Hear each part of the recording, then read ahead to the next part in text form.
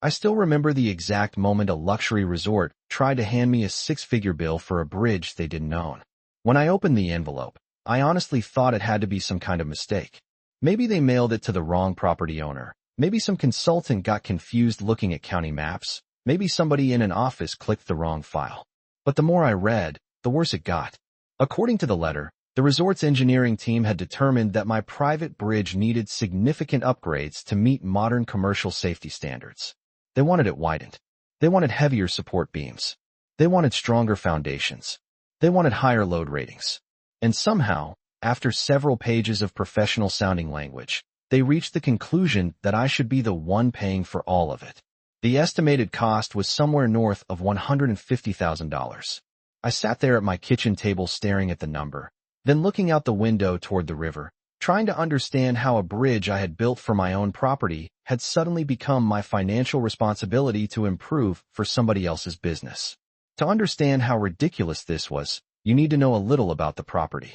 About 12 years earlier, I bought a stretch of land along a quiet bend of the Coldwater River. It wasn't some giant ranch or investment project. It was simply the kind of place I had always wanted, peaceful, wooded, far enough from town to feel private, but close enough to reach when I needed supplies. Part of the land sat across a narrow section of the river, so after going through permits, surveys, inspections, and enough paperwork to make me question my life choices, I built a timber bridge connecting the two sides. It wasn't designed for heavy commercial traffic. It wasn't intended to support tour buses or construction equipment. It was built for me. My pickup truck, a small tractor, maybe a trailer loaded with firewood every now and then. Nothing more. The bridge sat entirely within my surveyed property lines. Both ends rested on land I owned. There was no public access, no county maintenance, no shared ownership agreement. For years nobody questioned any of it. Life was quiet. Then everything changed when a development company purchased several hundred acres upstream. At first I didn't pay much attention. Around here people buy land all the time. Usually they make grand announcements. Then reality introduces them to permits, budgets, environmental studies, and construction costs. Most projects end up smaller than promised. Not this one. Within months crews were clearing land. Roads appeared. Utility lines went in. Cabins started rising from the hillsides. Before long the place had transformed into a high-end destination resort called Silver Pines Retreat. Their advertisements promised exclusive riverside experiences, luxury wilderness accommodations, guided fishing trips, gourmet dining, and private escapes from city life. It looked impressive, I'll give them that. The problem was that somebody forgot to tell their guests how to get there. The most direct route from the highway happened to pass near my property, and eventually navigation apps started treating my bridge like part of a public roadway. At first it was occasional contractor traffic. Then delivery vans began appearing. Then tourists. Then maintenance vehicles. Every week the traffic increased. I would look out my window and see complete strangers driving across my bridge as if it belonged to the county. Some would wave. Some would slow down and stare. A few even stopped to take pictures of the river. Meanwhile, the bridge groaned under weights it had never been designed to carry. One afternoon, I watched a loaded box truck crawl across the span and heard timber beams complain in ways that made me deeply uncomfortable. That was when I installed signs at both entrances. Private property. Private bridge. No public access. I figured that would settle the matter. Instead, it apparently offended somebody at the resort. A few weeks later, their management team sent representatives to speak with me. The conversation started politely enough. One man in a pressed polo shirt explained that many guests preferred using the shortcut. Another mentioned that removing access could negatively affect customer experience. Then they started talking as if my bridge was somehow part of their infrastructure plan. I remember laughing because I thought they were joking. They weren't. One manager actually said, "We believe this crossing serves an important regional transportation function." Regional transportation function. That's a fancy way of saying they wanted free infrastructure. When I pointed out that the bridge belonged to me, the smiles got tighter. When I pointed out that they never asked permission to use it, the mood shifted completely. What happened next would turn a simple property dispute into one of the most satisfying battles I've ever experienced.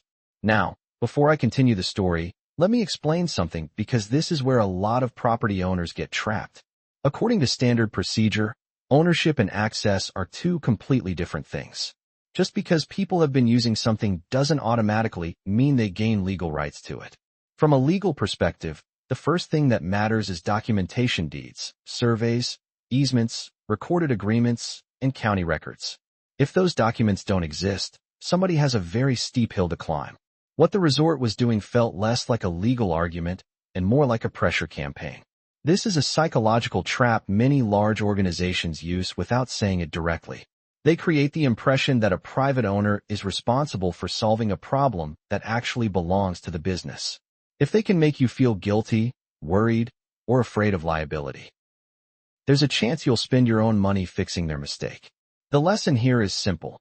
Whenever somebody demands improvements to your property for their benefit, stop listening to the emotions and start looking at the paperwork. Facts tend to get very quiet when paperwork enters the room, and that's exactly where this story was headed next.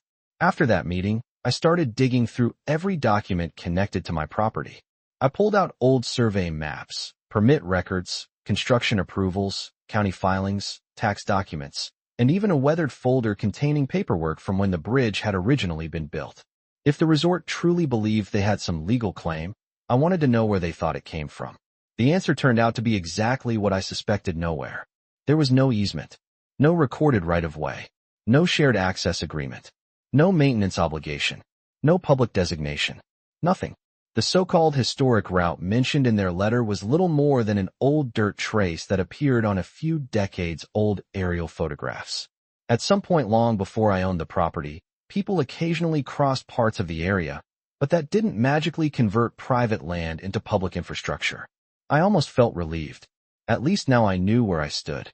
Unfortunately, the resort wasn't interested in accepting reality. About 2 weeks later, I received another letter.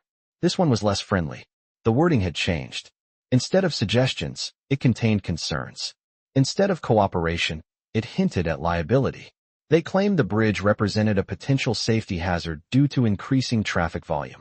They suggested that if an accident occurred, questions could arise regarding maintenance standards and structural adequacy.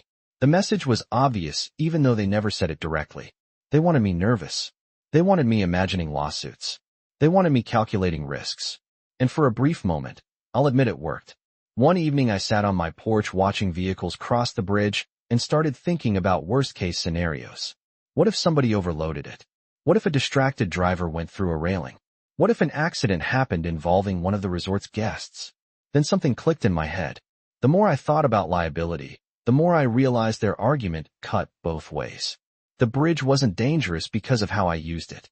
The bridge was becoming dangerous because of how they were using it. Every unauthorized commercial vehicle crossing that structure increased risk. Every delivery truck increased wear. Every guest relying on a navigation app pushed the bridge farther away from its intended purpose.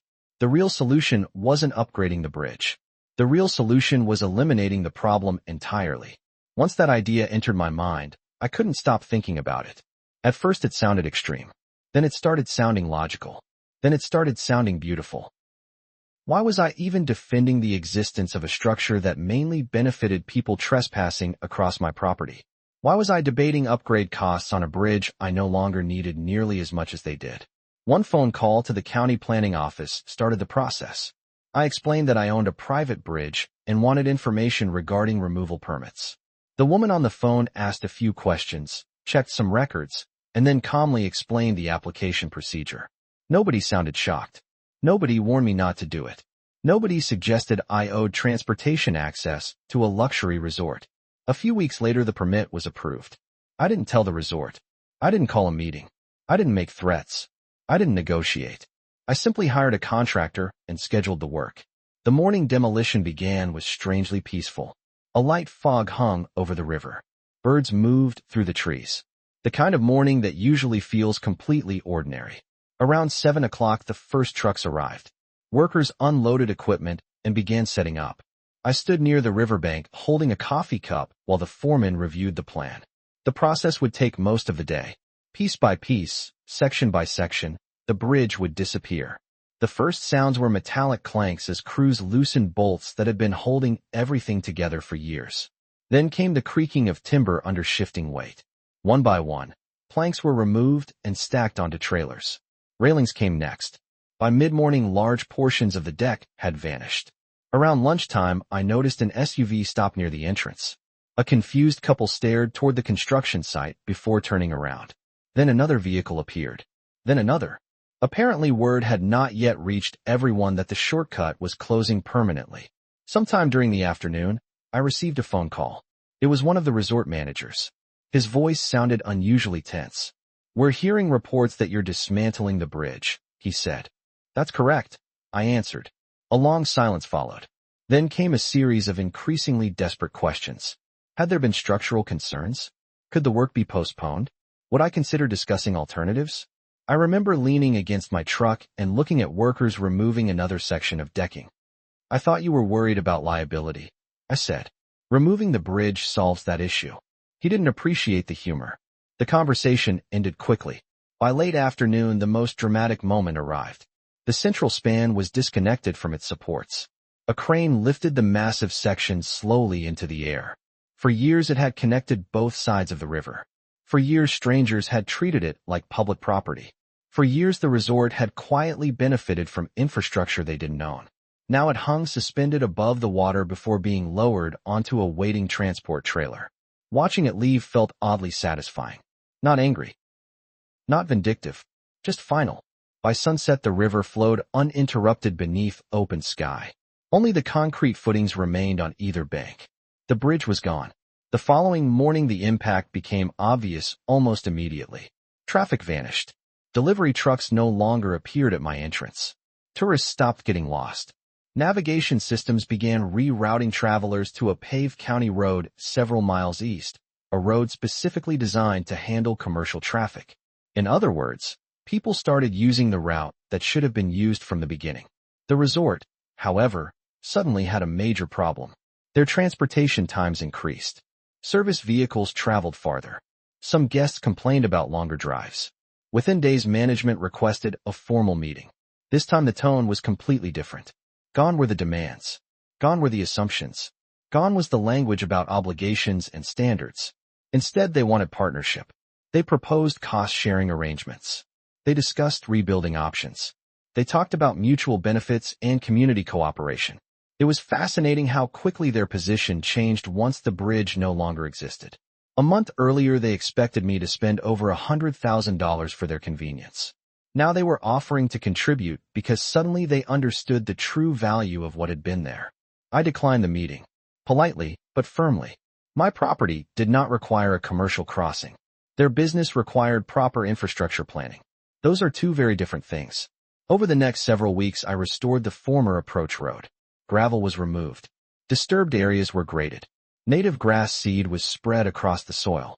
Eventually, I installed a steel gate near the old entrance, not because I expected problems anymore, but because I wanted a clear reminder of where the issue had ended. And just like that, the conflict was over. No lawsuits. No dramatic courtroom showdown. No endless appeals. Just a simple reality that nobody at the resort had considered when they started pressuring me. Ownership includes the right to say no. Ownership also includes the right to remove something you own when maintaining it no longer serves your interests. They believed they could force me to improve my bridge for their business model. In the end, they accidentally convinced me to do the exact opposite. The day they demanded a bigger bridge was the day they started losing the only bridge they had.